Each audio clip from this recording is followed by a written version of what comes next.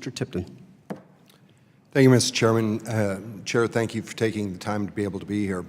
When we previously had an opportunity to be able to visit, you had cited in the past that you recognize the trickle-down effect of regulations that are going on, and I've got a primary concern of community banks, and I believe we share, you believe that community banks are important for the economic health of the country. I do. And in recognizing that, in view of your past statements, I'll speak actually to my colleague Mr. Hines' comment when he was referring to your report. He had noted that he is concerned that you are not addressing, or you have not addressed, regulatory burden in regards to your report. You'd recently had a meeting in St. Louis, I believe in September, being able to meet with a variety of people in the banking industry, and they had cited and discussed with you at this conference the number one reason for community banks to stop offering some products was an ongoing concern of the regulatory burden. So I guess my question to you is, you've stated to us in the past you recognize the trickle-down effect. You've heard from community bankers that you cite are as important to our economy and the country. What is the Fed doing to actually help resolve some of the challenges that they face? So we've taken many steps that I think community bankers, based on my regular meetings with community bankers, see as quite positive. We are coming into many banks less frequently, extending exam cycles.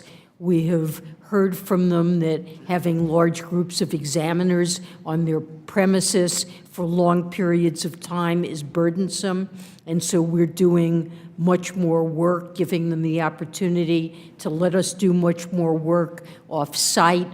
We're risk-focusing our exams so that for well-managed, well-capitalized firms, we're spending less time and focusing on real sources of risk to those banks. We're reducing the frequency of consumer compliance exams for well-run and well-managed banks. We've gone through the Agrippa process. There are a number of changes that are going to come out of that will simplify burden. We're looking. That's, if I may, since we're going to run out, and I appreciate the extensive list that you are putting out, but I have to be able to look actually at the results. When we go back to the September meeting that you'd had with community bankers, they're still citing regulatory compliance. Just received an email yesterday from a small bank on western side of Colorado.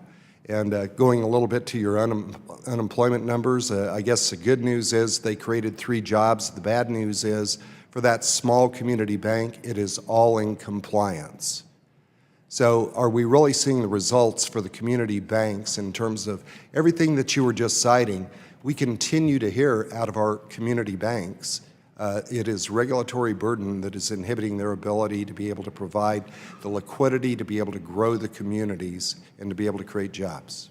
Well, community banks labor under a number of burdens, not all of which reflect compliance burden. But I think it is that the number one thing that they cite to us. So we do meet regularly with a council, so-called CDAC, Community Development Community Banks, and discuss with them how they experience our supervision. And I would say, can we look at maybe just some outcomes? How many new bank charters were requested last year? Virtually no new bank charters. No new bank charters. How many consolidations were there? There are a lot. There are fundamental. How many shut down? I don't know the numbers of how many shut down. So I hope you can appreciate, I know that you understand the problem. I guess what I'm questioning is, are the results actually yielding the desired result? You know, we've got the lowest labor participation rate in this country in decades. We've got more small businesses that are shutting down.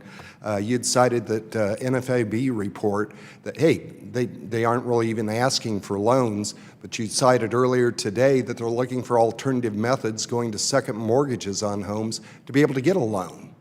out of the banks. So is this impacting the economy, job creation, and the overall health for rural America, which is of deep concern to me? Time of the gentleman has expired. The